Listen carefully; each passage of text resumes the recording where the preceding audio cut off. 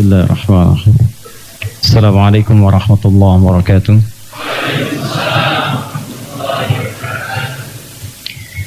Alhamdulillahi rabbil alamin. Wassalatu wassalamu ala rasulillahil karim an-nabiyil amin wa ala alihi wa sahbihi wa ummatihi ila yaumiddin. Amma ba'd. Fa ya ibadallah, usi nafsi wa iyyakum bitaqwallahi faqad faza al-muttaqun. فلا تموتن إلا وأنتم مسلمون فقال تعالى يا أيها الذين آمنوا اتقوا الله حق تقاته ولا تموتن إلا وأنتم مسلمون. Saudara-saudariku dimanapun Anda berada, Alhamdulillah kembali kita diberikan kesempatan oleh Allah Subhanahu wa Ta'ala untuk memaksimalkan sisa kehidupan kita, dan Alhamdulillah Allah masih perkenankan kita untuk menunaikan ibadah salat sampai dengan hari ini. Kita bermohon pada Allah semoga salat yang telah kita tunaikan sampai dengan detik ini diterima oleh Allah Subhanahu wa Ta'ala, dan semoga semua amal ibadah itu bisa mengcover, menutup dan menghilangkan dosa-dosa yang pernah dikerjakan dalam hidup ini. Karena demikian memang rumusnya dalam Al-Quran, bahkan khusus spesial untuk urusan salat Allah langsung mengisyaratkan di Quran surah ke-11 itu ayat 114 ketika Allah mengatakan aqimis salata tarafain nahar wa zulafan minal lail. Kamu jangan tinggalkan salat. Tegas sekali kalimatnya. Kata Allah, tunaikan salat dengan sempurna, sempurna, sempurna semua waktunya. Di dua tempat tergelincirnya matahari, yang dimaksudkan siang sampai dengan malamnya. Jadi kalau kita urutkan dari subuh, zuhur, asar, maghrib, isya. Kenapa itu penting dikerjakan? Di antara manfaatnya kata Allah, innal hasanat yudhibnas sayyiat. Sungguh semua itu akan menghasilkan kebaikan-kebaikan pahala yang menggugurkan dosa-dosa Anda, menghapus kesalahan-kesalahan. Kemudian ditafsirkan oleh Nabi, dirangkum oleh Imam Muslim dalam kitab sahihnya. Ya, kata Nabi sallallahu alaihi wasallam, dia bersabda, haddatsana qala Rasulullah sallallahu alaihi wasallam, as-salawatu ila as-salawat wal jumu'atu ila al-jumu'ah wa ramadan ila ramadan kafaratun lima bainahunna ma lam takunil kaba'ir. Salat satu ke salat yang lainnya, Jumat ke Jumat, Ramadan ke Ramadan, itu berpeluang menggugurkan dosa-dosa yang pernah dikerjakan, sepanjang bukan dosa besar yang memerlukan tobat khusus. Nah, jadi kalau orang sadar dipanggil salat mau diampuni dosa, demi Allah saya katakan, barangkali tidak ada yang malas-malasan untuk menunaikan salat. Karena tahu seorang itu pasti merasa dalam hatinya dia itu punya banyak dosa. Pasti itu. Ya, saya punya keyakinan yang kuat, tidak ada satupun orang manusia yang tinggal di bumi yang merasa suci dari dosa, tidak ada. Bahkan Anda tanyakan pada hati kecil Anda, sebetulnya saya nggak punya dosa nggak? Pasti hatinya akan mengatakan kamu banyak dosa. Nah, orang sehat yang akalnya sehat pasti akan berkata, pulang itu kan dosa harus dihilangkan dulu, pahala harus banyak, dosa harus tipis dan hilang. Bagaimana cara menghilangkan itu? Ya, salah satu rumusnya adalah dengan cara mengerjakan banyak amal soleh sehingga yang salahnya ditutup. Nah, maka kalau orang sadar dipanggil sholat itu untuk digugurkan kesalahannya, maka tidak ada kemungkinan besar sifat malas itu datang kepada orang sholat. Makanya antum kalau belajar fikih sholat, yang dipelajari bukan cuma cara dan bacaannya saja, tapi mesti mengerti apa manfaat dari sholat itu. Kebanyakan orang kenapa ada yang tidak termotivasi dan malas menunaikannya? Karena saat mengerjakan itu yang dihafalkan cuma bacaan dan gerakan. Dibuka dengan takbir, ditutup dengan salam. Kalau cuma seperti itu yang dipelajari, fikihnya benar, cuma anak kecil pun bisa melakukan itu. Sehingga manfaat dari itu tidak terasa dalam jiwa kita. Allahu Akbar, Allahu Akbar. Dosa saya mau diampuni nih. Begitu sadar dosa mau diampuni, nggak usah nunggu sampai qomat sebelum adzan, dah siap kita. Itu poinnya. Ya. Ini yang pertama. Dan yang kedua, kita selalu bermohon kepada Allah Subhanahu wa Ta'ala dengan segala ketulusan, insya Allah kita mendoakan saudara-saudari kita yang belum mendapatkan hidayah. Semoga setidaknya Allah hunjamkan keyakinan kuat pada jiwanya untuk menerima hidayah dan masuk Islam, insya Allah. Ya, saya tidak akan pernah bosan insya Allah menyampaikan dan membuka ta'lim kita dengan kalimat ini. Dan hasilnya teman-teman, alhamdulillah. Demi Allah saya katakan alhamdulillah.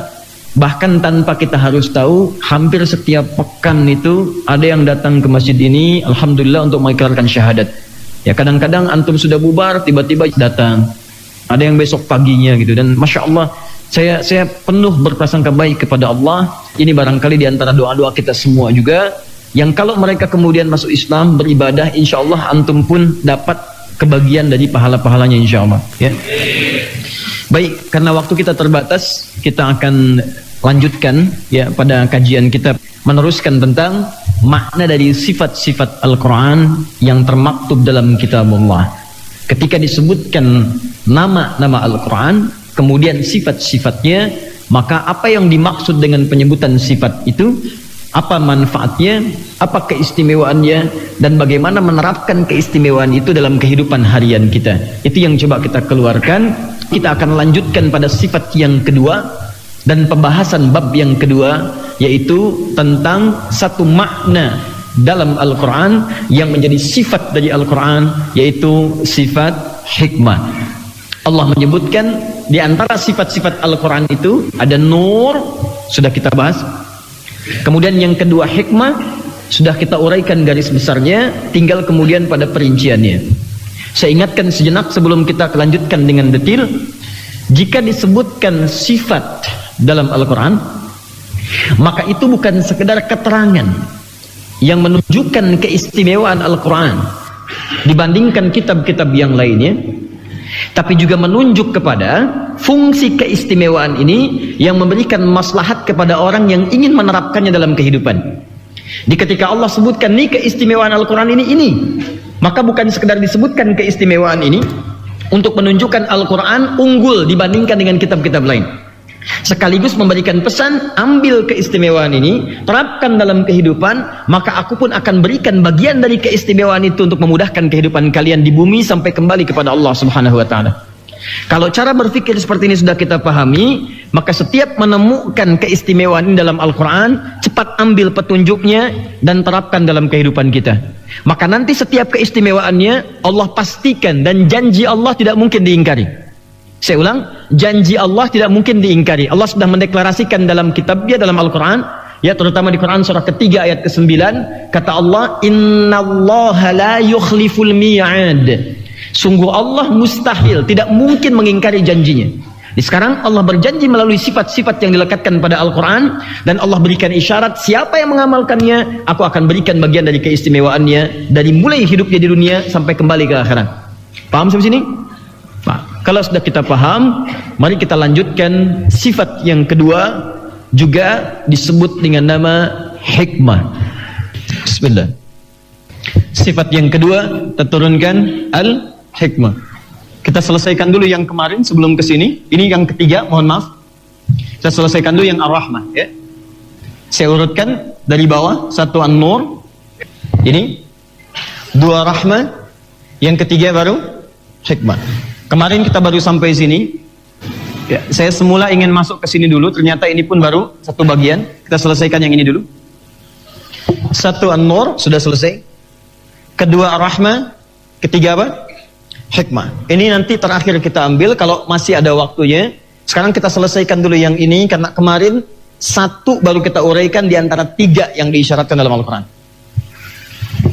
Di antara sifat yang melekat pada Al-Quran yang diisyaratkan oleh Allah dalam Al-Quran langsung adalah rahmah. Kita sudah jelaskan apa yang dimaksud dengan rahmah, berapa isyarat yang disebutkan dalam Al-Quran, dan seperti apa pemaknaannya. Kalau ada kata rahmat tersebut dalam Al-Quran, maka umumnya dia bisa mengandung tiga makna utama. Bisa berarti ampunan dari seluruh dosa-dosa yang pernah dikerjakan. Ini bukan sekedar ampunan dosa, tapi ampunan seluruh dosa-dosa tanpa kecuali. Jadi kalau Anda misalnya menghapus papan tulis, ya sampai Anda hapuskan semua tulisannya bersih sampai ke sudut-sudutnya, semuanya. Nah, ini yang dimaksud semua, tanpa kecuali, satu titik pun. Walaupun ada yang tulisannya sampai ke sini misalnya, ke pinggir. Ya. Jadi kalau misalnya Anda biasa nulis di sini, ini ke sini, ke pinggir. Nah, ini melewati batas yang telah ditetapkan, itu israf namanya. Israf. Israf itu melewati batas dari kadar yang ditetapkan. Antum datang misalnya, maaf sekali, ke undangan pernikahan. Ada prasmanan. Aturannya cuma sekali antri, antum 3 kali antri. Udah ngambil, balik lagi, ya. Pak, yang tadi kan sudah, yang tadi Ahmad Pak, sekarang Taufik. Ya, masuk lagi. Oh gitu. Yang ketiga langsung lagi, Pak kok ngambil lagi, sekarang Hidayat. Loh, Kak Pak orangnya sama, ya nama saya kan Ahmad Taufik Hidayat. Misalnya, kan?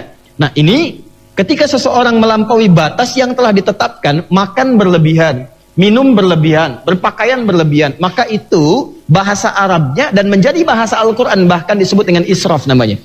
Paham? Perhatikan kalimatnya dari kata asrafa, yusrifu, israfan. Jadi israf. Ada seseorang menulis di sini, wajarnya di sini, bahkan saking sudah penuhnya di sini dia tambahkan sampai ke sini. Ada orang berbuat dosa, maaf, ada yang cuma matanya yang salah lihat, ada yang cuma pendengarannya yang salah dengar, ada yang hanya lisannya yang salah ucap. Ini dari ujung kepala sampai ujung kaki salah semua. Bahkan yang paling menarik, kalau ada bagian tubuh yang lainnya pasti salah juga gitu. Nah, orang-orang seperti ini dikategorikan oleh Al-Quran disebut dengan israf namanya. Maka ketika Allah akan mengampuni, menghapuskan, ya, menghilangkan semua dosanya, bukan cuma yang di papan ini, sampai yang lewat ke sini pun itu bahasa Al-Qur'annya tidak diturunkan sifat ghafir yang hanya segelintir dosa. Makanya ketika Allah menyebutkan kata ghafir disandingkan dengan zambun, dosa yang ringan. Quran surah ke-40 ayat 3. Ghafiridz dzambi wa qabilit taubi. Ghafir dengan zambun. Atau naik sedikit ghafar. Ghafar dosanya sudah agak banyak. Makanya umatnya Nabi Nuh ketika diingatkan, ayo kamu tobat, tobat, tobat, disebutkannya ghafar. Kenapa menggunakan ghafar bukan ghafir? Karena dosanya udah agak terakumulasi.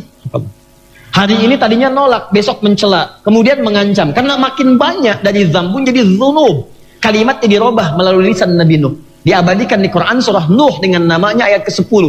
Faqultu astaghfiru rabbakum innahu kana ghaffara. Bukan ghafir lagi tapi ghaffar.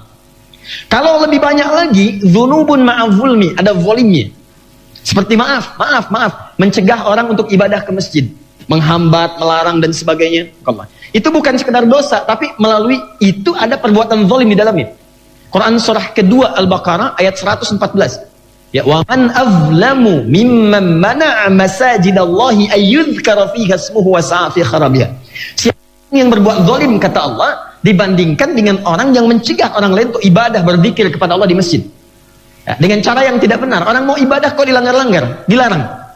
Dan niatnya niat melanggar betul, niat melarang. Nah, itu disebut orang yang bukan cuma dosa, tapi dosa plus zalim. Allah mengampuni dosa itu, maka muncul sifat yang ketiga namanya ghafurun, ghafur. Tapi ini menarik, sudah melarang orang ke masjid, ngajak orang lain untuk melarang mereka juga ke masjid dan menggibahkan orang yang ada di masjid. Jadi semua diborong. Maka yang keempat ini redaksinya berubah menjadi israf, ini berlebihan. Ini pun kalau masih mau tobat, Allah berikan sifat yang terakhir ini, rahmat namanya. Ini poinnya. Maka turunlah Quran surah ke-39 itu ayat 53. Ya. Quran surah ke-39 ayat 53. Sifat ini yang Allah berikan pada seorang yang pernah membunuh 100 orang, hidupnya penuh dengan suasana kriminalitas, mabuk juga dia kerjakan, mencuri dia lakukan, nodong pekerjaannya, membegal itu aktivitasnya, sampai bunuh 100 orang. Begitu dia mau tobat, maka diberikan rahmat Allah. Umat Nabi Muhammad langsung turun seketika ayatnya. Kata Allah, "Qul ya ibadiyalladzina asrafu ala anfusihim, la taqnatu min rahmatillah." Ini bukan ghafir lagi, bukan ghafar, bukan ghafur, tapi rahmat. Ini yang kita jelaskan di pertemuan yang lalu. Nah, bagaimana untuk mendapatkan rahmat ini? Kata Allah kan, kamu jangan putus asa dari rahmat Allah. Innallaha yaghfiru dzunuba jami'a. Allah akan ampuni semua. Nah, ini yang saya maksudkan. Semua dosa kamu. Makanya ketika Allah menyebutkan kata rahmat, yang disebutkan bukan 1-2 dosa. Bahasa Qur'annya semua dosa. Ya, makanya saya sering katakan, kalau ada orang yang ditawari oleh Allah begini, dosa sedikit saya ampuni, banyak saya ampuni, lebih banyak lagi saya ampuni, melimpah pun saya ampuni. Kalau semua tawaran ini belum membuat Anda mau tobat, lantas Anda perlu dikasih apa lagi? Tapi kalau ada orang nggak bisa ke surga, kata Nabi, itu bukan karena Allah nggak ngasih, dianya yang nggak pengen. Makanya kalimat Nabi kan sederhana, semua umatku itu pasti masuk surga. Kalimatnya pasti masuk surga. Illa man aba, kecuali yang nggak pengen. Coba Allah kurang apa lagi? Anda sakit disembuhkan. Maaf, Anda butuh diberikan. Anda susah dimudahkan. Anda dosa diampuni, sedikit diampuni, banyak diampuni, melimpah pun diampuni. Tapi ketika Allah ingin berikan ampunan, andanya nggak mau minta ampun. Sekarang yang salah Allahnya atau andanya? Makanya kata Nabi, kalau ada yang nggak masuk surga, itu pasti bukan Allah yang salah. Orang ini memang yang nggak mau masuk surga. Paham ya? Maka saya juga menyeru kepada siapapun, saya sering katakan, tidak ada orang yang sempurna. Kalau pernah berbuat salah, ya namanya manusia. Cuman bedanya dengan setan, setan nggak mau tobat, manusia tobat. Maka sering saya katakan, tolong bedakan, kenali diri Anda manusia, bukan setan. Paham ya? Begitu melakukan kesalahan, langsung isi dengan istighfar. Nah, kemarin kita sudah turunkan ayatnya, Ustadz, kalau saya ingin mendapatkan rahmat ini, sehingga semua dosa-dosa saya diampuni. Masya Allah, ini paling enak nih. Begitu tobat, turun ampunan, habis semua dosanya. Tiba-tiba setelah itu wafat. Oh, itu paling indah nih. Apalagi dalam sholat, begitu sujud, minta ampun, diampuni dosa. Begitu selesai, istighfar, dalam sujud, punya ibadah, itu sudah selesai surga itu. Di dosa gugur semua, sujudnya amalan dia dalam salatnya. Setelah dibersihkan punya amalan, sudah surga. Faqad waqa ajruhu 'ala Allah. Mau begitu? Paham ya? Jadi ketika antum ingin kembali kepada Allah, bagaimana caranya?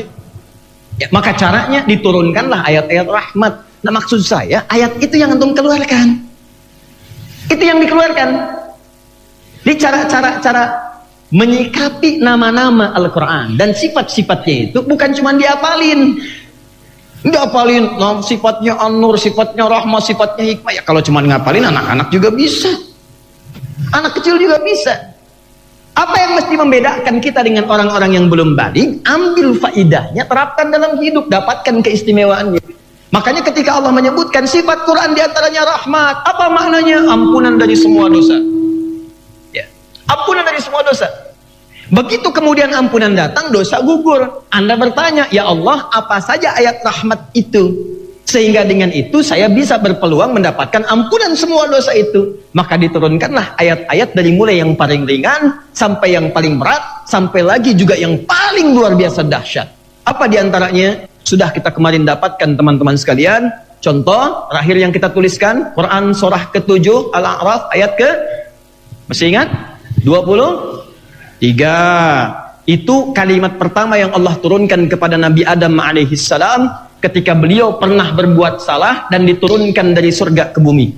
Saya pernah katakan, kalau ada pertanyaan, Ustadz, Nabi Adam itu kan Nabi maksum, dijaga dari maksiat, kenapa beliau bisa berbuat salah? Maka jawabannya, perhatikan cara menjawabnya. Allah mengizinkan Adam alaihissalam itu berbuat salah, bukan ingin kemudian menafikan sifat kenabiannya, tapi supaya memberi contoh kepada anak cucunya yang bukan nabi, bagaimana cara mengobati dan terlepas dari kesalahan itu. Sebab kalau nggak dikasih contoh, Adam kan manusia pertama. Kalau Adam meninggal duluan, nabinya tidak ada, siapa yang memberikan contoh untuk kembali kepada Allah? Paham ya? Sama dengan Nabi Muhammad dalam riwayat yang sahih, pernah ketiduran beliau sampai melewati batas salat subuh. Malam-malamnya kemudian saat bangun, beliau katakan pada Bilal, ya Bilal, kamu jaga. Kata Bilal, ya Rasulullah SAW, saya ikut tidur dan saya bangun sebelum subuh. Kata Nabi, benar ya kalau bahasa kita? Ya, saya benar. Tiba-tiba tidur semua. Begitu tidur karena capeknya semua tidur. Waktu subuh kemudian sudah lewat, terbangunkan oleh cahaya mentari yang sudah menyengat ke pipi. Begitu bangun Rasulullah dikatakan pada Bilal, orang pertama yang disebut Bilal, wailak ya Bilal, celaka kamu Bilal. Katanya bangun, tapi nggak bangun. Anda bertanya, ya Rasulullah, Ustadz kok bisa Nabi kesiangan? Mudah bagi Allah untuk membangunkan Nabi, selesai masalah. Ya Muhammad SAW bangun, 15 menit lagi mau subuh misalnya, sebentar lagi subuh, bangun, bisa. Kenapa Nabi diizinkan dan ditidurkan oleh Allah? Untuk memberi contoh pada umatnya yang bukan Nabi, yang nanti di masa depan banyak yang ketiduran seperti antum. Kalau antum bangun melewati subuh, bagaimana cara menggantinya? Itu poinnya. Sebab kalau nggak kejadian pada saat itu, nggak ada contoh. Ternyata Nabi langsung bangun, berwudu, kemudian Bilalnya azan, kemudian sholat sunnah dulu, habis itu langsung qomat, habis qomat langsung sholat. Kalau ini nggak ditetapkan oleh Allah, antum nggak punya contoh. Paham ya? Sama dengan Adam alaihissalam, begitu turun kemudian ke bumi, sama kadang-kadang contoh-contoh seperti ini banyak di sekitaran kita, nggak harus Nabi. Jadi antum cari lawannya aja. Kalau menemukan yang kurang baik, ambil lawannya yang baik. Paham? Mic nih, ini soundnya kurang baik misalnya ya. Begitu kita sebutkan ini kurang baik, maka teknisinya langsung mengatakan, oh ini tugas saya untuk memperbaiki. Ya, ini tuh 1, 2, 3, 4. Ini keempat kali isyaratnya. Baik, jelas ya. Baik, jadi gambarannya adalah begitu Adam turun ke bumi, langsung turun ayat. Apa ayatnya? Diabadikan di Al-Baqarah ayat ke-37, paling kiri sebelah bawah. Fatalaqa Adamu min Rabbih kalimatin fataba alaihi. Lihat kalimatnya. Maka Adam bertalaqi, mendapatkan langsung bimbingan dari Allah. Talaqi itu bimbingan langsung. Antum talaqi kitab misalnya dengan Ustadz Fulan, maka antum berhadapan langsung dengan Ustadz Fulan. Kalau dengan manusia, sama manusia. Kalau talaqi maksudnya dapat dari Allah, maksudnya Allah langsung menurunkan. Sampaikan kepada Adam alaihissalam. Maka menerima bimbingan kalimat langsung dari Allah, kalimatnya, bukan karya dari siapapun. Diturunkan kalimat-kalimat, apa kalimat itu? Ternyata kalimat taubat. Dari mana taunya kalimat taubat? Lihat ujung ayatnya. Fataba alaihi. Maka Allah menerima taubatnya. Begitu turun kalimat taubat, taubat Adam diterima oleh Allah. Nah, maka perhatikan rahasianya. Ini rahasia nih. Ya. Tolong fokus baik-baik. Ini rahasia besar dalam taubat. Ya, lihat sini. Ini rahasia nih. Lihat sini. Ini mohon maaf saya perdalam sedikit karena kemarin belum sempat saya bahas.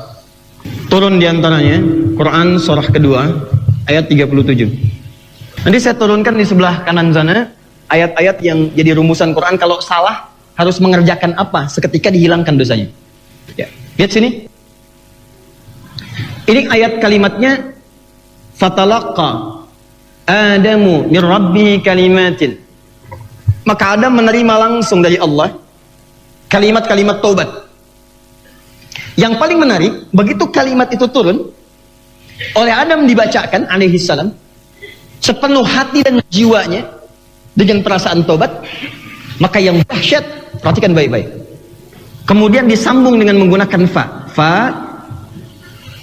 Setelah itu ada kalimat penerimaan taubat pakai fi'il madhi, taba alaihi. Yang saya garis bawahi dua, taba dengan fa. Perhatikan.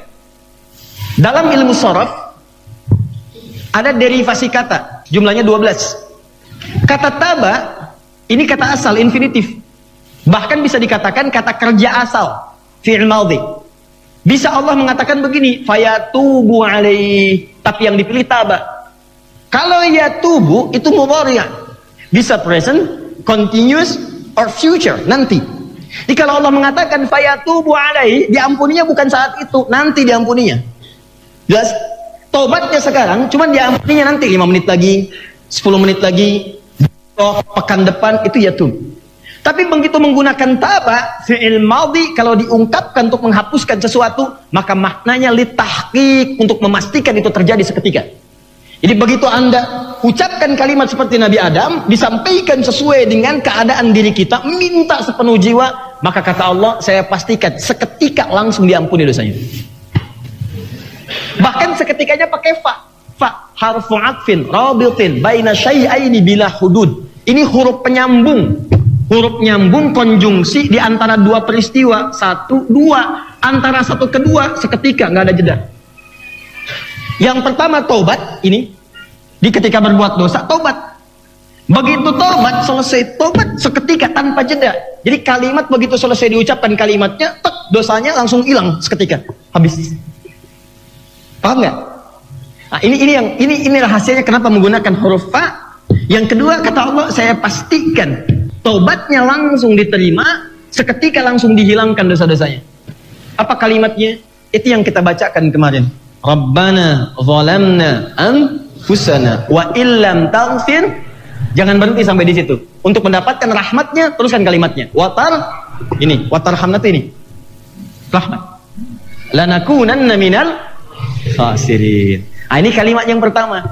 Makanya kalau ada di antara kita kemudian berbuat dosa yang dengan dosa itu berpeluang menjauhkan kita dari Allah, awas. Bukankah Adam alaihi salam, teman-teman, ketika diperkenankan berbuat salah langsung terjauh dari Allah? Ya, terpeleset dari surga turun ke bumi, kan? Merasa tidak enak, tidak nyaman ketika mengucapkan kalimat Rabbana zalamna anfusana wa illam taghfir lana wa tarhamna lanakunanna minal khasirin. Kata Allah, fatalaqa Adam rabbi kalimatin fataba alaihi. Saya terima tobatnya. Jelas? Baik. Yang paling menarik ada kalimat di situ watarhamna, dan kau sayangi kami, berikan rahmat kepada kami. Rabbana zalamna anfusana, ya Allah, saya mengakui saya salah. Nah, ini prinsip tobat itu, sebelum minta ampun, akui dulu antum salah. Jadi jangan sampai langsung minta ampun tapi nggak ngaku salah. Salah, diingat-ingat kesalahannya seperti apa. Kalau pada ibu, pada bapak, ya maaf, pada tetangga, ingat-ingat tuh. Dengan kesalahan itu memberikan sesuatu hal yang menyakitkan untuk mereka. Menetes air mata kemudian. Begitu netes antum katakan, wa illam taghfir lana wa tarhamna lanakunanna minal khasirin. Ya Allah, kalau enggak engkau ampunin, engkau berikan rahmat kepada kami saat ini, kami rugi ya Allah. Mohon ampunan, ampunan. Itu seketika begitu minta dengan benar, hapus dosa. Nah, ada yang kedua, kalau Anda dosa-dosa yang enggak terasa itu salah, padahal salah. Saya ulang ya. Ada dosa-dosa, ini berlangsung keseharian, setiap hari terjadi. Orang enggak sadar kalau setiap hari itu mengoleksi dosa.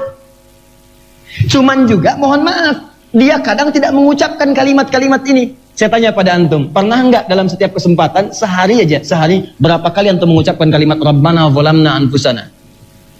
Jangan-jangan dalam episode kehidupan antum, bahkan pernah dalam sehari enggak pernah baca doa itu. Coba lihat. Ya. Ini tawaran ya. Ada yang kedua, dosanya memang enggak terjadi seperti yang tadi. Ya misal kalau yang tadi itu pernah misalnya maaf sekali, pernah meninggalkan sholat, pernah misalnya minum minuman yang diharamkan, antum tobat bacakan yang tadi, seketika minta akui salah, tinggalkan, diampuni oleh Allah.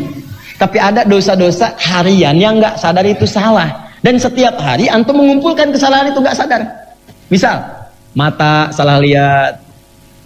Ayo, hari ini siapa yang nggak lihat handphone? Boleh angkat tangan. Lihat. Kan di handphone tuh banyak yang dilihat. Siapa yang nggak lihat status media sosial hari ini? Angkat tangan. Baik, pertanyaan saya, kalau antum lihat di media sosial itu yang dilihat kan banyak. Ayo, foto profilnya, profil picture-nya dilihat. Masya Allah, namanya Asep, nomornya Ronaldo gitu kan. Oh, lihat lagi. Ada lagi yang dilihat yang kadang tidak boleh dilihat, yang bukan mahramnya, sudah punya istri yang dilihat status istri orang lain, gitu kan? Udah punya suami yang diamati status suami orang lain. Tuh, liatin gambar-gambar yang dibuka WhatsApp yang muncul iklan. Iklannya iklan shampoo, bukan shampoo yang dilihat orangnya. Ayo, kalau iklan shampoo yang dilihat shampoo-nya apa orangnya? Kalau antum mau beli mobil, yang dilihat mobilnya apa orangnya? Mobilnya. Alhamdulillah. Baik. Paham? Jadi saya mau sampaikan pada teman-teman semuanya, ada satu amalan yang kita nggak sadar. Mata kita tuh banyak salahnya, lisan banyak salahnya, telinga banyak salahnya. Maka cara untuk membersihkannya itu rahasianya ada di Quran surah ketiga. Quran surah ketiga ayat 133. Sudah?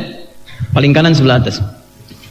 Jika disebutkan kata rahmat yang menunjuk pada sifat Al-Quran, maka maknanya itu bisa satu di antara tiga.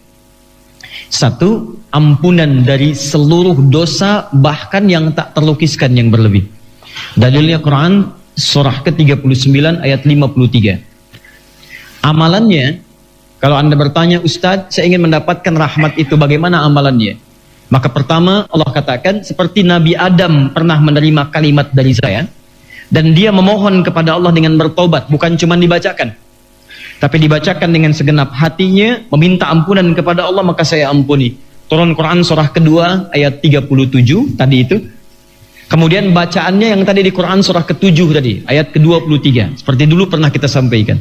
Rabbana zalamna anfusana wa illam taghfir lana wa tarhamna lanakunanna minal. Baik. Jika yang dimaksud ampunan dari dosa-dosa yang tidak sadar kalau itu salah, melihat yang tidak boleh dilihat, lihat videotron, lihat gambar, lihat apa, tidak sengaja, cuman nggak sengajanya kelamaan. Ya. Itu siapa sih yang pasang gambar di situ? Iya ya, nggak tahu kalau itu dosa. Iya ya, gitu amat gambarnya. Tapi nggak berpaling wajahnya gitu. Nah, baik, yang seperti itu teman-teman sekalian, itu seketika bisa digugurkan langsung oleh Allah Subhanahu Wa Taala. Kalau sadar kita salah itu, atau tanpa sadar kita banyak kesalahan yang kita kerjakan, kita nggak tahu berapa banyak yang dikerjakan salah itu. Maka rumusnya kata Quran, sering istighfar. Astagfirullah, astagfirullah, astagfirullah. Di jalan, waktu senggang, kosong, mau masuk kampus, mau ke kantor, pulang kantor, ibu masak, sambil nunggu masakan jadi, sambil masukin garam, astagfirullah, astagfirullah, astagfirullah. Gak apa-apa. Itu begitu Anda sering mengucapkan itu, nanti dosa-dosa yang pernah dikerjakan tidak sadar itu hilang. Hilang, lumayan nyicil. Itu nggak kerasa itu. Amalan yang kelihatan ringan tapi dahsyat. Nah, yang terakhir, dibiasakan istighfar ini khusus dikerjakan. Ini orang ahli surga yang kelihatan amalannya di bumi. Sampai ada ungkapan, kalau Anda pengen lihat ahli surga sedang ada di bumi, diantaranya adalah orang yang sering kali punya amalan istighfar menjelang fajar. Istighfar menjelang fajar. Lakukan setelah tahajud, itu satu paket. Ya, di antum bangun, sekarang subuh jam berapa? 4.32 misalnya ya. Misal 4.32 subuh, antum bangun 2.34 atau jam 3 misalnya antum bangun. Begitu antum bangun kan tidak langsung sholat. Gak ada orang bangun begitu bangun langsung sholat misalnya kan gak ada ya. Jadi pasti dia, ya mohon maaf, dia menunggu dulu, kan duduk dulu, kemudian dia sadarkan diri dulu. Kadang-kadang sadar itu butuh berapa menit ya, kadang melewati fase yang tidak terhitung ya, padahal duduk begitu ngelihat jam udah jam 4 dia. Tuh pasti punya pengalaman begitu ya. Itu kalau bahasa Jepangnya nundutan ya. Nah, kemudian setelah mulai sadar, mulai enak, sholat, karena didahului dengan sholat. Walaupun cuma 2 rakaat. Ingat baik-baik. Dari mana dapatnya redaksi 2 rakaat, Ustaz? Di hadis Muslim, nomor hadis 749. Siapa rawinya, Ustaz? Ibnu Umar radhiyallahu taala anhuma. Apa bacaan hadisnya, Ustaz? Hadatsana qala Rasulullah sallallahu alaihi wasallam, "Salatul laili mathna mathna, wa idza khasyiya ahadakumul fajra, falyutir rakatan wahidah." Salat malam itu minimal, paling minimal kerjakan 2. Masih ada waktu tambah 2. Masih ada waktu tambah 2. Silakan tanpa batas. Cuma paling minimal 2. Tapi kalau antum sudah 2 rakaat ini, takut khawatir fajar segera tiba, maka segera tutup dengan witir 1 rakaat. Paham ya? Di antum lihat aja waktunya. Kalau mepet-mepet ke fajar misalnya, mepet di jam 4 saya bangun. Waktu ke subuhnya setelah saya sadar tinggal 20 menit. Maka antum kerjakan 2 rakaat, tutup dengan witir 1 rakaat. Begitu selesai witir, nah sambil menunggu ke fajar, jangan tidur lagi. Dia udah tahajud 2 rakaat, witir cuma 1, tidur lagi. Ya, tayyib. Apa yang dikerjakan? Ada amalan ahli surga yang kalau Anda kerjakan saat itu, maka Anda akan tercatat sebagai ahli surga yang ditempatkan di tempat istimewa. Tempatnya langsung di taman surga.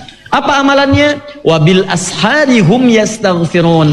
Ayat ke-18 di Quran surah 51. Ayat 18 ini paketnya nyambung dari 15. Dari 15 tuh disebut orang takwa dulu, tinggal di taman surga. 16-17 amalannya. Orang muhsin amalannya rajin tahajud. 18-nya istighfar sebelum fajar. Waktu singkat sebelum fajar disebut dengan sahar. Jamaknya disebut dengan ashar. Wabil ashari hum yastaghfirun. Hum itu mereka. Kalau mereka itu 1 apa 2? Banyak. Banyak itu artinya menyentuh kita. Jangan masuk surga sendirian. Emang cuman pengen antum aja yang ke surga? Mohon maaf, di keluarga antum kan ada suami, ada istri, ada anak, ada bapak, ada ibu, ada macam-macam. Yang ada di rumah kasih tahu. Ayo bangun, sholat. Ya kalau mau latihan berjamaah, kalau masing-masing silahkan. Yang sunnah tahajud. Tahajud tuh boleh sendiri-sendiri, kalau latihan boleh berjamaah. Atau ingin mendapatkan kekhusyuan, boleh silahkan jamaah. Tahu dari mana Ustaz dalilnya? Abu Daud, nomor hadis 1369. Nabi pernah salat tahajud, di belakangnya Ibnu Abbas ditarik oleh Nabi sejajar berdua. Itu dalil tahajud boleh ditunaikan berjamaah. Ada lagi Nabi salat, di belakangnya ada 3 orang sahabat. Ada Hudzaifah al-Yamani, ada Abdullah bin Mas'ud, ada Ubay bin Ka'ab radhiyallahu taala anhum jami'an. Salat di belakang Nabi dan mereka berkisah bagaimana keadaan salat di belakang Nabi. Sampai Hudzaifah mengatakan salat di belakang Nabi salat paling indah sekali. Kalau baca ayat-ayat tentang surga, pengen kita ke surga. Kalau baca ayat tentang doa, berhenti Nabi di situ berdoa untuk umatnya. Nah ini yang saya maksudkan untuk menambah kehusyuan. Antum kadang dapatkan orang yang bacaannya bagus, enak, itu boleh antum silakan. Suami bermakmum misalnya di belakang suami yang lain. Gak ada suami bermakmum di belakang istri. Suami bermakmum di belakang suami yang lain, ya kan? Maksudnya laki-laki bermakmum di belakang laki-laki lain. Boleh seperti tadi. Ada istri bermakmum di belakang suami, boleh. Kalau ingin sendirian boleh, hajat masing-masing boleh silakan. Tapi untuk amalan yang ini, begitu selesai tahajud, masuk satu ruangan, boleh di kamar misalnya, boleh di ruang keluarga, aja home tuh mereka banyak. Ini bisa menunjuk sendiri-sendiri, bisa menunjuk ada orang berjamaah tuh di keluarga misalnya datang.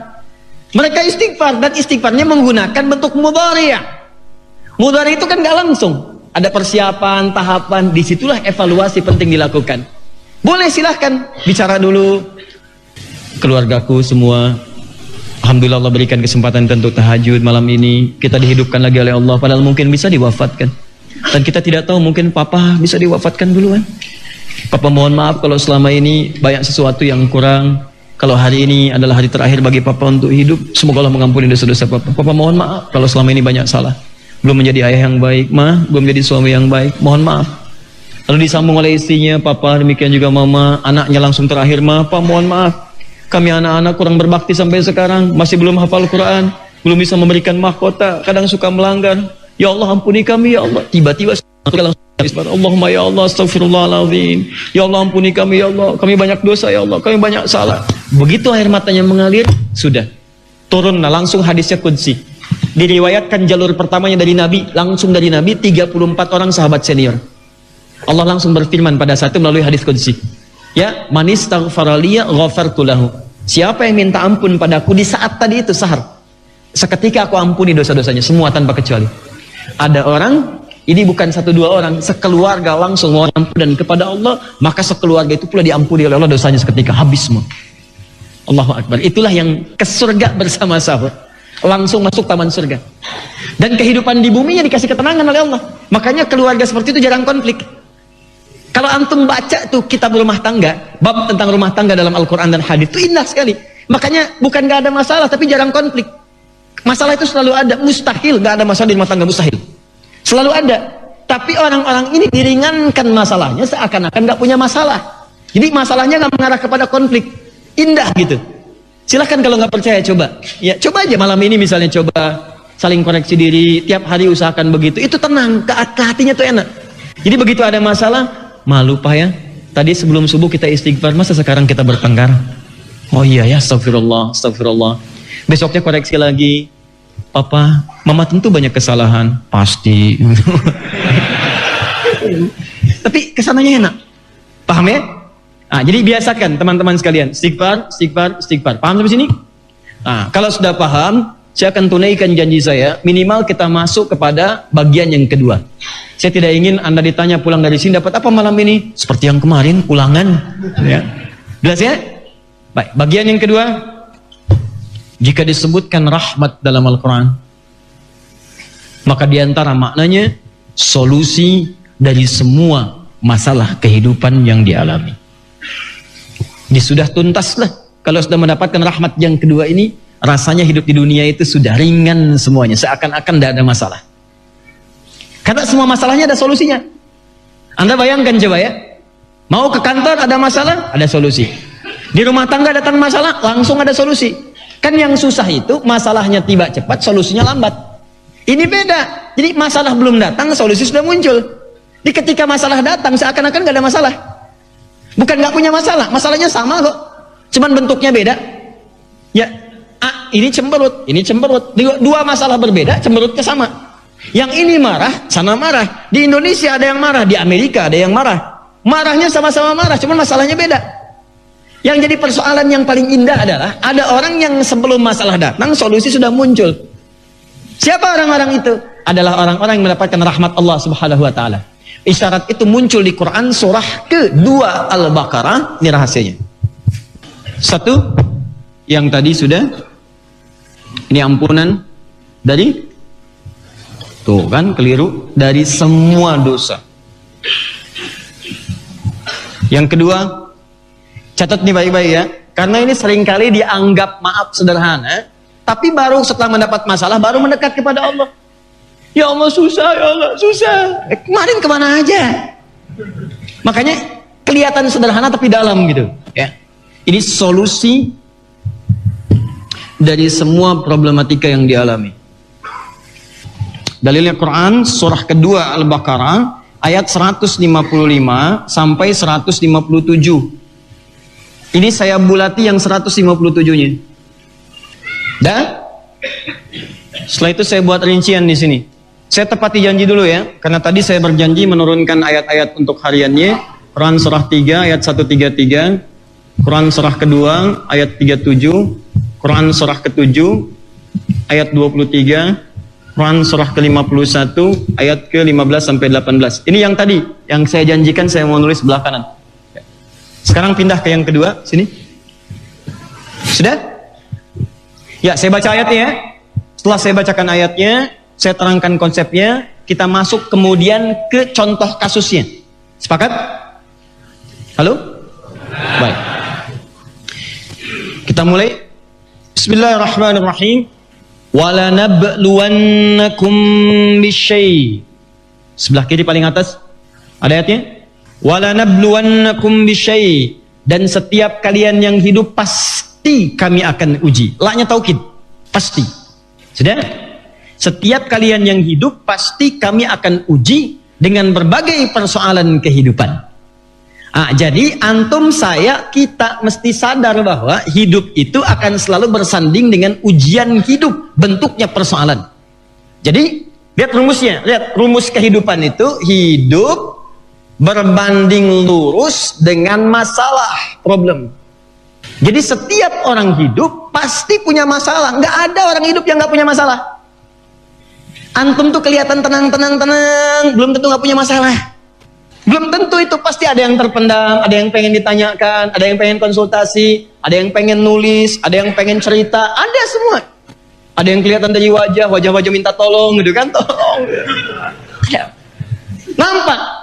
Wajar, artinya kalau antum hidup punya masalah, berarti antum masih hidup, normal. Yang nggak normal itu yang nggak punya masalah. Mustahil tuh. Mustahil.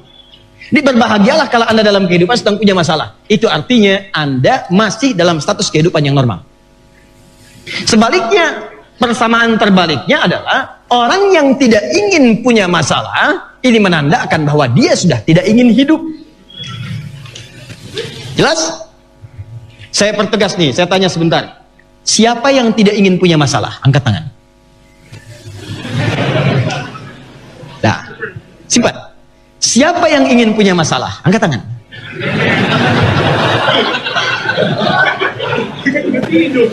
Ini saya kalau menghadapi manusia begini susah nih saya. Sebab nggak jelas. Ya, kita nggak bisa milih. Mau milih mau tidak pasti punya masalah. Jelas ya? Kalau hidup kita sudah paham akan dihadapkan pada masalah, makanya pertanyaan saya, kenapa Anda mengeluh? Karena mengeluh itu sebetulnya buang-buang energi. Karena Anda nggak mengeluh pun pasti ada masalah. Anda nggak mengeluh pun pasti ada masalah. Lantas kenapa ketika ada masalah Anda mengeluh? Kan masalah itu fitrah dalam kehidupan. Sekarang pertanyaannya, Ustadz, supaya saya tidak mengeluh bagaimana? Maka Allah turunkan rumusnya. Kalau kamu tidak ingin mengeluhkan persoalan, padahal persoalan itu adalah fitrah dalam kehidupan, maka saya berikan rumusnya. Teman-teman, ingat baik-baik. Rumus yang pertama, sebelum saya turunkan kata rahmat ini, lihat baik-baik. Rumus pertama dalam Al-Quran disebutkan bahwa masalah itu Allah turunkan. Bukan ingin menjadikan kehidupan manusia bermasalah, tapi ingin meningkatkan kualitas kehidupannya. Awas, kita mesti paham dulu dengan kaidah ini. Anda gagal memahami kaidah ini, maka Anda akan dirundung persoalan dan larut di dalamnya. Tapi kalau Anda paham rumus yang pertama ini, maka demi Allah saya katakan, tidak ada satupun orang yang akan mengeluhkan persoalan dalam hidupnya. Kata Allah, mustahil saya turunkan masalah, persoalan dalam kehidupan, kecuali tujuannya satu yang paling utama, untuk meningkatkan kualitas kehidupannya. Antum mau naik kelas, ayo logika kita dipakai, logika dipakai. Bukankah anak SD kalau mau naik ke SMA dia melewati ujian? Ya kan? Kalau dia nggak ikut ujian, dia nggak akan naik ke SMP. Kenapa harus ikut ujian? Untuk diuji, dinaikkan levelnya, layak gak masuk ke SMP. Karena tingkat pembelajarannya, materinya beda. Supaya dia naik, dinaikkan, diuji dengan ujian untuk menentukan level kenaikan kemampuannya sehingga setaraf dengan SMP. SMP masuk ke SMA, diuji. Walaupun misalnya kelasnya, maaf, homeschooling, ya tidak ikut yang misalnya yang formal, ikutnya kelas paket, tetap ikut ujian juga. Jadi kalau antum paham dengan kaidah ini, maka kenapa kehidupan dipersoalkan? Jelas? Nah, kalau sudah paham seperti ini, oh iya, Allah memberikan ujian kepada saya untuk meningkatkan kualitas kehidupan saya, maka nikmat kehidupan kita. Begitu datang ujian, alhamdulillah. Cara melihatnya bukan masalah, cara melihatnya, alhamdulillah, Allah naik kelas, naik kelas, naik kelas. Berbahagialah orang kecil akan diuji dengan ujian yang kecil, orang besar akan diuji dengan ujian yang besar. Kalau Anda merasa sedang mendapatkan ujian yang besar, itu artinya Allah akan melejitkan kualitas Anda pada tingkat yang melewati batas-batas kewajaran. Allah akan angkat derajat Anda dengan level yang paling tinggi. Karena prinsip yang kedua dalam Quran, Allah tidak mungkin menitipkan ujian kecuali orang itu sanggup menjalaninya. Turun Quran, surah kedua, ayat 286. Saya runtut dulu nih, supaya paham cara berpikirnya, setelah itu kita masuk ke rahmat. Saya pengen dari akarnya langsung, begitu akar masuk naik ke atas, kita paham sampai intinya. La yukallifullahu nafsan illa. Allah tidak akan pernah menguji seorang hamba kecuali sesuai dengan batas kemampuannya. Di Anda nggak usah ngeluh, karena ujian itu layak buat Anda, makanya tidak diberikan pada yang lain. Alhamdulillah. Ada yang ujian di rumah tangga, ada yang di kantor, ada yang di kehidupan sosial. Saya diuji, ujian saya beda dengan Anda, karena Allah menilai saya yang mampu, Anda tidak. Tapi ada ujian Anda yang tidak diberikan pada saya. Kenapa? Karena Allah menilai Anda yang sanggup. Adi Hidayat tuh enggak, cuma disebut aja Ustadz, cuman ujiannya kamu yang mampu, dia enggak. Allah percaya dengan Anda, kenapa Anda tidak yakin dengan diri sendiri? Jadi kalaupun Anda datang ke sini malam ini sedang punya persoalan, itu artinya cuman Anda yang mampu. Makanya ujian itu tidak diberikan pada orang bernama Adi Hidayat, karena Adi itu nggak mampu, antum yang mampu. Makanya antum jangan mengeluh. Ya, saya sering katakan, ketika Allah titipkan pada antum sebesar apapun, mustahil diberikan kalau Anda tidak mampu. Jangan selalu katakan, Allah kenapa saya? Ya Allah, why me? Kata Allah, why not? Kamu yang bisa. Jelas ya? Kalau prinsip itu sudah jelas, maka demi Allah saya katakan, indah. Dan jangan juga kepedean, langsung bikin status. Memang cuma saya yang mampu, yang lain tidak. Ustaz ada aja enggak. Langsung ditulis. Paham ya? Nah, 3. Maksud saya begini, tolong praktekkan. Bentuk prakteknya sederhana. Tidak hafal ayat pun kalau paham prinsipnya itu mudah. Misal, begitu ada masalah, insya Allah naik kelas. Begitu ada masalah, alhamdulillah Allah, terima kasih, insya Allah mampu. Begitu caranya. Yang 3, turun langsung ayat. Antum hafal ayatnya, cuman maknanya nggak dipakai, itu celakanya. Dibacakan tapi isinya nggak diamalkan. Lihat, inna ma'al usri. Setiap persoalan selalu bersanding dengan solusi yang paling mudah. Setiap ada masalah, tidak mungkin kata Allah saya turunkan masalahnya kalau tidak ada solusinya. Setiap masalah ada solusi. Bahkan Allah langsung menyampaikan, mendeklarasikan di Quran surah kedua Al-Baqarah ayat 185 di pertengahan ayatnya. Ya, kata Allah, yuridullahu bikumul yusra wala yuridu bikumul usra. Allah itu selalu menginginkan kemudahan bagi hambanya dan tidak ingin membuat hambanya susah. Makanya saat antum susah pun diberikan solusi yang paling mudah. Inna ma'al usri. Cara menerapkannya dalam kehidupan kita, lihat baik-baik, caranya gampang. Setiap ada masalah, langsung, ini pesan Qur'annya. Kalau redaksinya inna ma'al usri yusra, kalau bahasa kitanya pasti selesai. Pasti selesai. Jadi kalau antum punya masalah apapun, saya coba terapkan ini. Sejak saya menerima tafsir ayat itu, saya terapkan. Sampai hari ini ringan. Begitu ada ujian, alhamdulillah ya Allah, saya yang dipilih. Terima kasih ya Allah, Engkau percaya kepada saya. Insya Allah mampu. Alhamdulillah ya Allah, mau naik kelas. Yang terakhir, ya Allah, insya Allah Engkau janji pasti selesai. Pasti selesai. Pasti ada solusi. Pasti bisa. Jadi Anda ada masalah apapun, katakan pada diri Anda, pasti bisa. Pasti ada solusi. Minimal itu akan mengangkat keadaan jiwa kita supaya lebih tenang.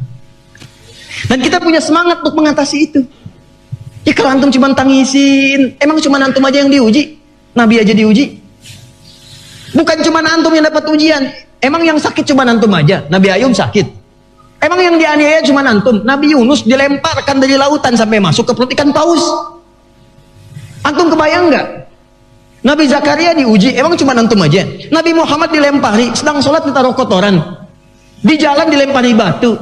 Cuma antum yang diuji. Ahli surga aja diuji. Ini Nabi, Rasul, dekat dengan Allah, gelarnya tinggi, dipuji langsung di Quran. Tingkat surga paling tinggi, dikasih ujian, tidak mengeluh.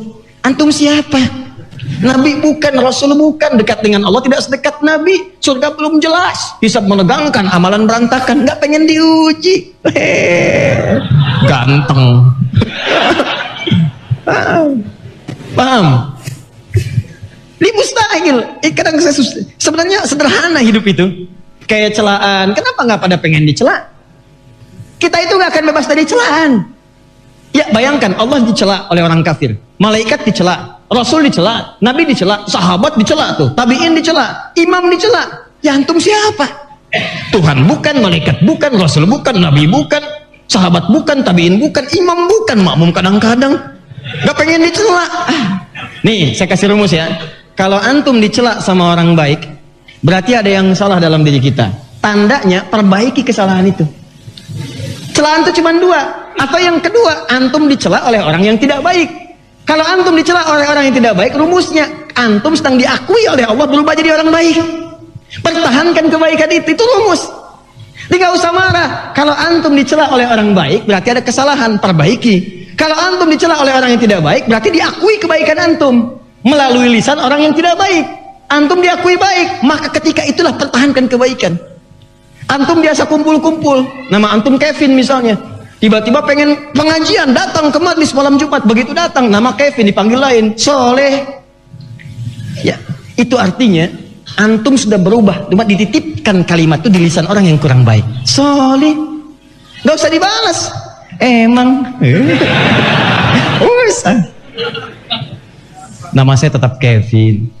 Cuma ya malam ini saya ingin ngaji.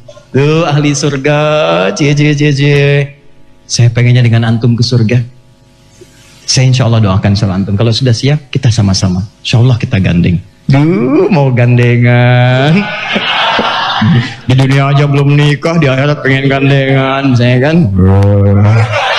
Nah, paham ya? Doakan aja, jalan. Itu bagus. Jelas? Nah, kalau ini sudah paham, sekarang yang terakhir. Ya Allah, ada nggak rumus semua masalah itu sebelum kami amalkan ini sudah jadi ringan ke hati? Saya ulang, kalau yang ini kan terima dulu, ya kan? Saya mau diangkat nih kualitasnya, saya diuji karena mampu, Allah pasti kasih solusi karena Allah senang dengan kemudahan. Nih, ini menenangkan, tapi sebelum ini hadir, Allah berikan ketenangan pada diri kita. Begitu ketenangan diberikan teman-teman sekalian, maka solusi langsung dihadirkan, seakan-akan masalah itu nggak ada. Bagaimana cara mendapatkannya? Lihat kalimatnya, tahan baik-baik. Nah, kayak gitu tuh. Itu di bahasa bayinya.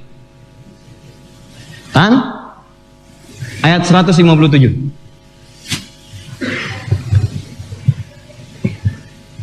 Sudah?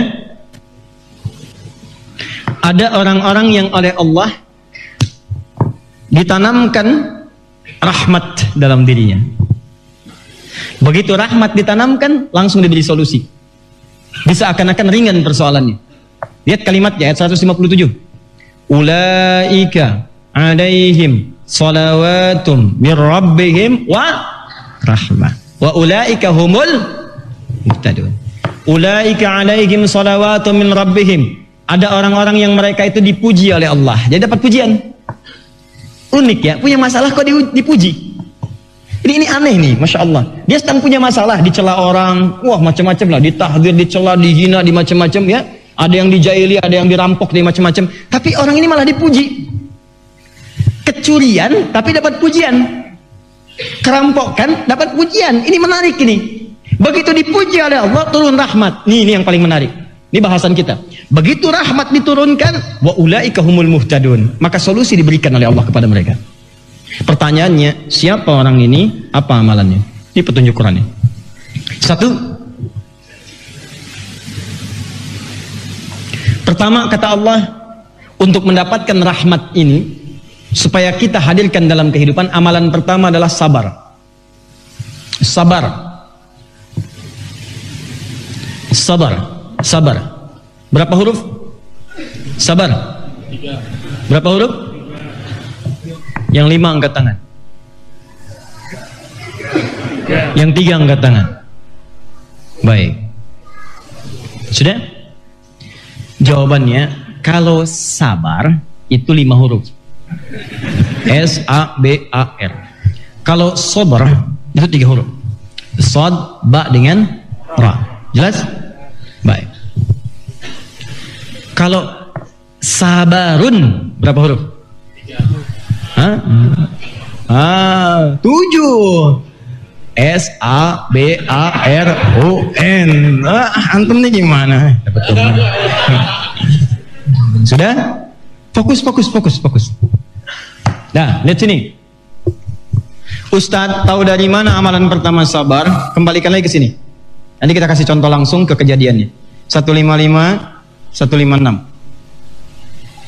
Lihat ujungnya. وَلَنَبْلُوَنَّكُمْ بِشَيْءٍ مِنَ الْخَوْفِ وَالْجُوعِ وَنَقْصٍ مِنَ الْأَمْوَالِ وَالْأَنْفُسِ وَالثَّمَرَاتِ وَبَشِّرِ الصَّابِرِينَ. Lihat baik-baik, fokus. Dan kami akan uji siapapun, pasti diuji. Setiap orang yang hidup akan punya persoalan untuk meningkatkan kualitas hidupnya. Apa jenisnya ya Allah? Macam-macam. Khauf, khawatir. Pulang dari sini khawatir nggak ada kendaraan, ujian. Ya, ju' lapar. Pulang dari sini lapar. Pergi ke Ihsan Mart udah kebagian. Snack nggak dibagi, gitu kan? Masya Allah. Begitu ke depan udah tutup. Gincar-gincar Samsoberi, begitu keluar udah tutup. Ya, wah udah nggak dapet tuh. Khawatir. Wa naqsi minal amwal. Dapat tuh, begitu mau beli uang nggak ada. Ya. Wal anfus, ada yang sakit, ada yang dengar wafat dan sebagainya. Wat samarat, ada yang hasil kerja kerasnya dirampas orang. Antum ikut tender, begitu pulang pengajian diserobot orang tendernya. Ya, ada yang demikian, ada. Antum yang panen, maaf ya, buahnya antum yang nanam dari awal, begitu besok mau panen, besoknya udah habis buah-buahnya. Ada. Wa basyiris sabirin, kata Allah, beri kabar gembira pada orang sabar. Orang sabar tuh aneh, dapat ujian malah gembira. Akhi, antum tuh menang tender, cuman proyeknya diambil orang. Alhamdulillah. Alhamdulillah. Paham? Akhi, ini mohon maaf nih, begitu pulang saya cari sendal antum nggak ada. Innalillahi wa inna ilaihi rajiun. Nggak apa-apa, namanya sendal kok. Sendal bisa dicari. Yang penting istri saya ada kan?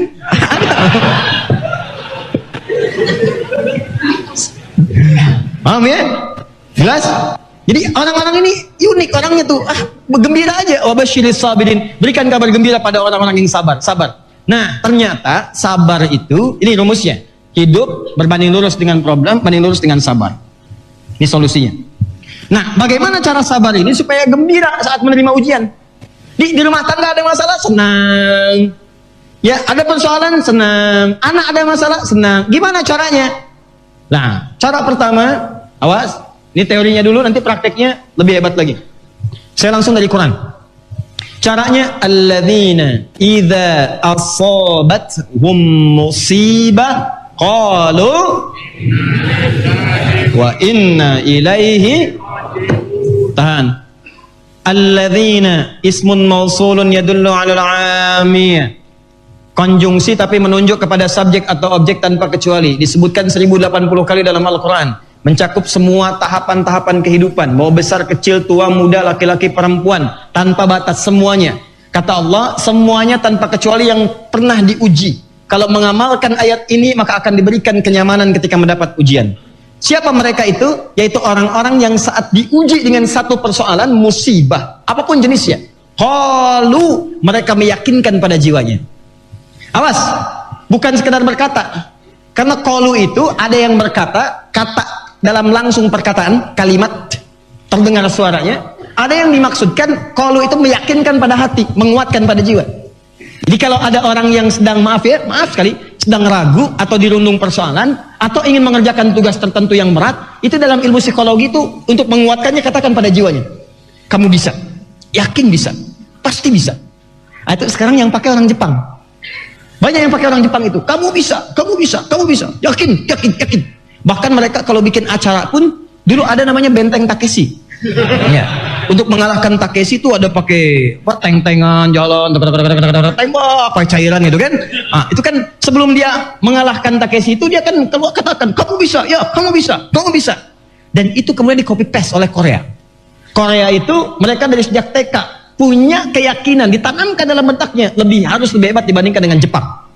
Jadi kalau Jepang bikin, Nihon bisa, kami lebih hebat, kami bisa. Buktinya sekarang mereka maju. Jadi kalau Jepang bikin ini, mereka bikin. Jepang bikin Honda, mereka bikin Hyundai, bahasa Korea dari Hyundai, Hyundai.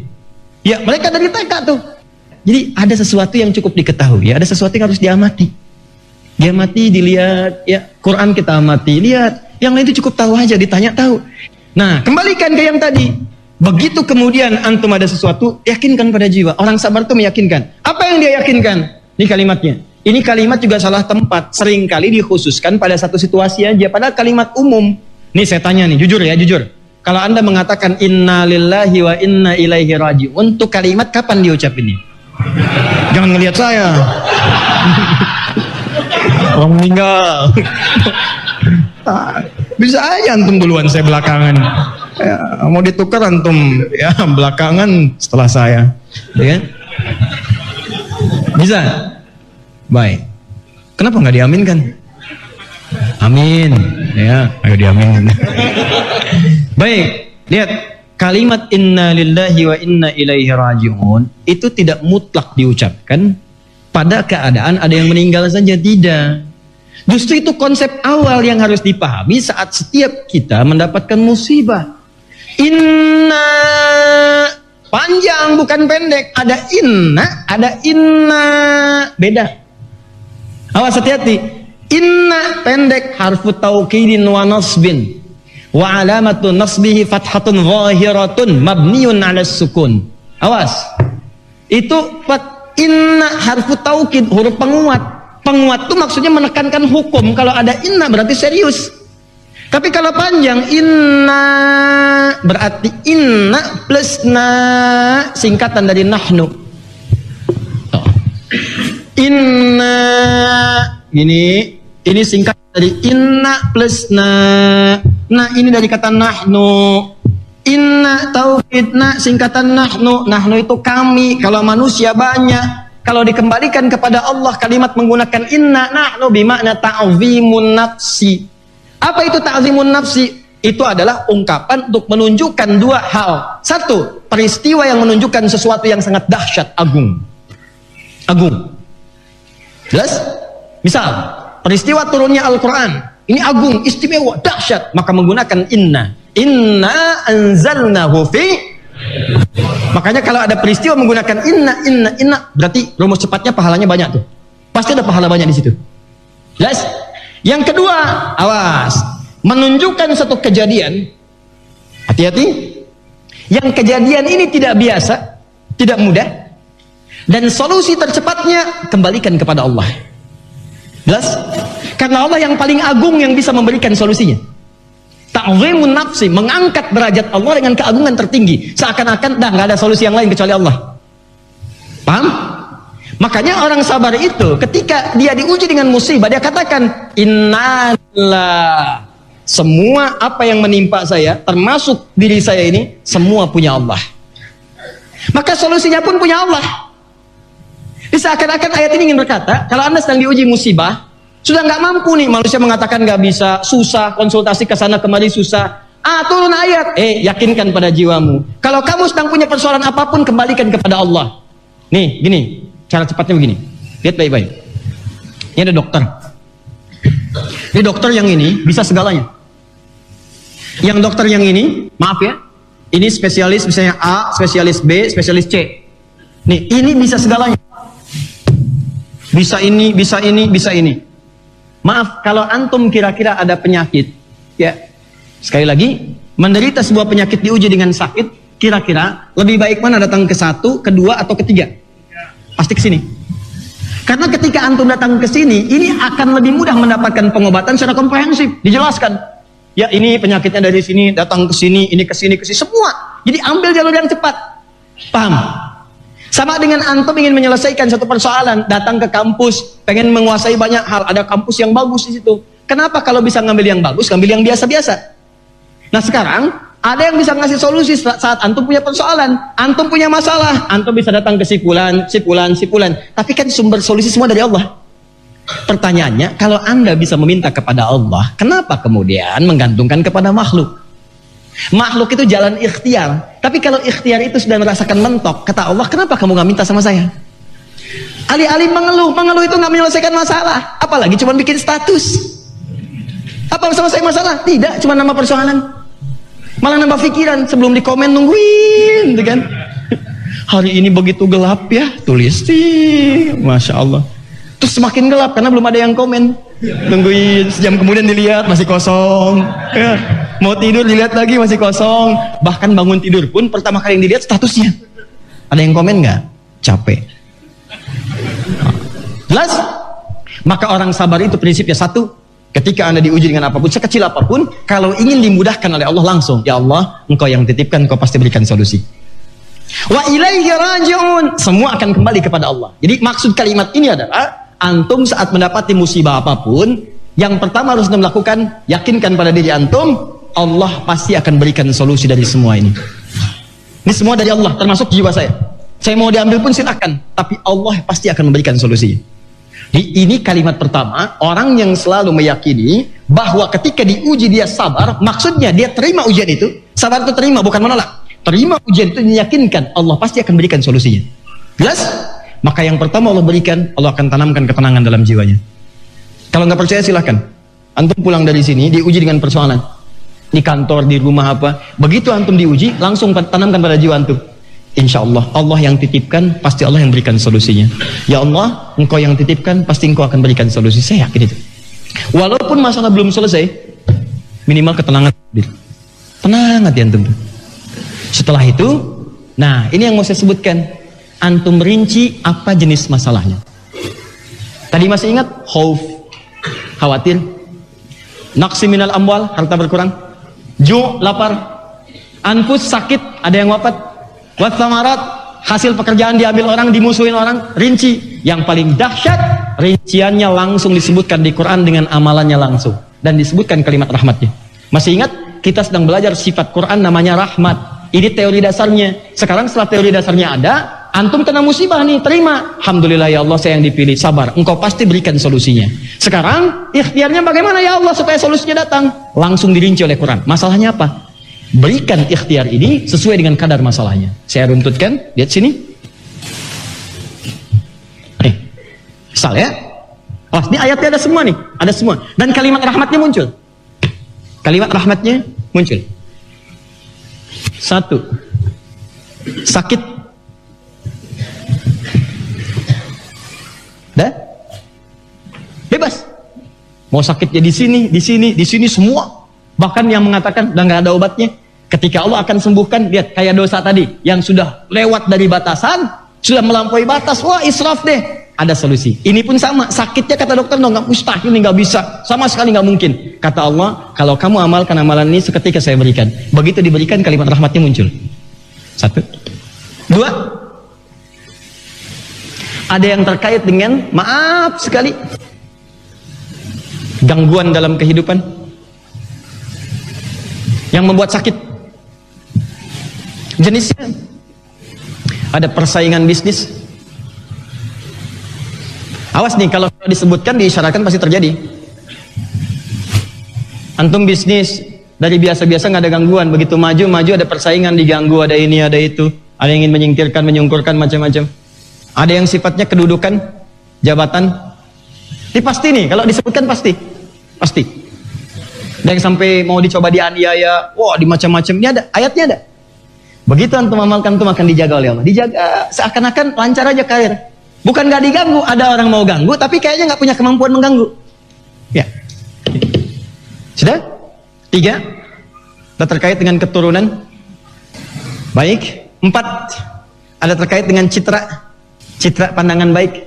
Ya, jadi ada citra, ada pencitraan, itu beda. Nah, itulah ya.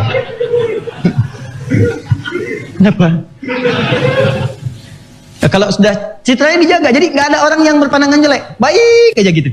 Baik, mau ngejelekin pun nggak bisa. Dia mengeluarkan kejelekan, tapi orang lain nggak sepakat. Jadi begitu dia mau menyoal orang ini, orang lain nggak sepakat. Tiba-tiba ada pembelaan, macam-macam lah gitu. Dijaga betul.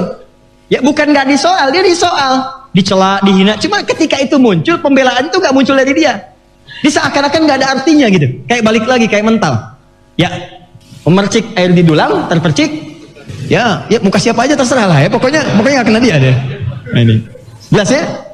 Dia nggak usah repot-repot gitu kan? Sudah ya, ini aja dulu lah. Sakit. Oh ya, yang kelima lah, tambahkan dikit. Khusus untuk perempuan, Bu. Khusus perempuan. Ini yang paling luar biasa. Sudah? Untuk perempuan khusus mendapatkan perlindungan langsung dari Allah. Sudah cukup dengan amin, nanti kita bahas dulu. Perlindungan dari Allah.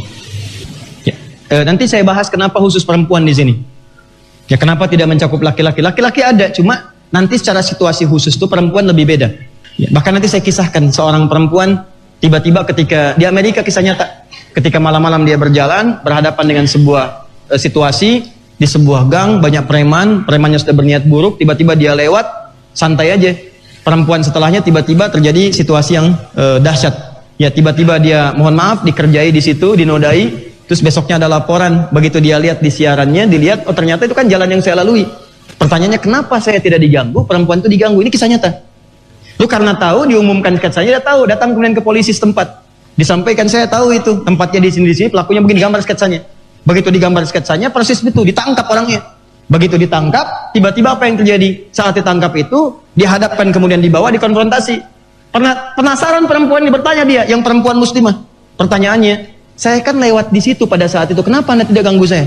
Tapi perempuan setelah saya Anda ganggu. Apa kata orang itu? Bagaimana kami bisa ganggu? Kamu kan saat lewat itu dikawal oleh bodyguard yang besar-besar. Sedangkan perempuan itu berjalan sendirian pada saat itu. Dia sendirian tapi dilindungi langsung oleh Allah Subhanahu wa taala. Nah, pertanyaannya, nah ini ada 5 poin ini, ada isyarat terkait dengan sifat Al-Qur'an disebut dengan rahmat. Apa saja ayat-ayatnya dan bagaimana rinciannya? Sabar insyaallah ya. Baik. Ingat begitu ada ujian apa? Sabar. Itu kita praktek ya. Jelas ya? Subhanakallahumma wa bihamdika asyhadu an la ilaha illa anta astaghfiruka wa atubu ilaik. Wa akhiru da'wana alhamdulillahirabbil alamin. Wal 'afwu minkum. Assalamualaikum warahmatullahi wabarakatuh.